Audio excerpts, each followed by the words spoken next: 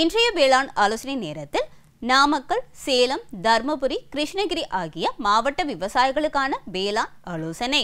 கடந்த நாட்களில் பெய்த மழையை கொண்டு விவசாயிகள் தங்கள் நிலத்தில் கோடை உழவினை மேற்கொள்ளுமாறும், வரப்புகள் அமைத்து பெய்யும் மழையை வீணாக்காமல் சேமித்து பயன்படுத்துமாறும் அறிவுறுத்தப்படுகிறார்கள்.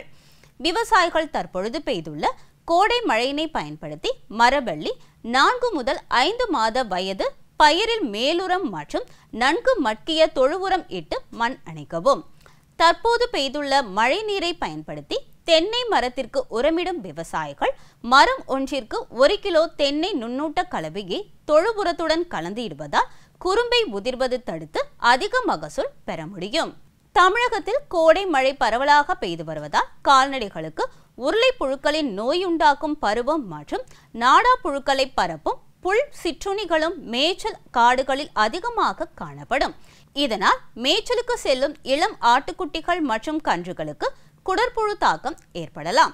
குடற்புழு தாக்கம் ஏற்பட்ட குட்டி மற்றும் கன்றுகளில் தீவனம் தின்னாமை, வளர்ச்சி குறைவு மற்றும் கழிச்சல் போன்ற பொதுவான அறிகுறிகளும், இரத்தத்தை உறிஞ்சும் உருளை புழுக்களின் தாக்கத்தில் இரத்த சோகை, கீழ்த்தாடை வீக்கம் மற்றும் மூக்கு சளி போன்ற அறிகுறிகளும் காணப்படும்.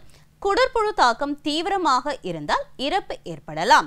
அதனால் குடற்புழு தாக்கத்தினால் ஏற்படும் பொருளாதார இழப்பை தடுக்க கால்நடைகளுக்கு சாண பரிசோதனை செய்து பாதிக்கப்பட்டவைகளுக்கு குடற்புழு நீக்கம் செய்ய வேண்டும்.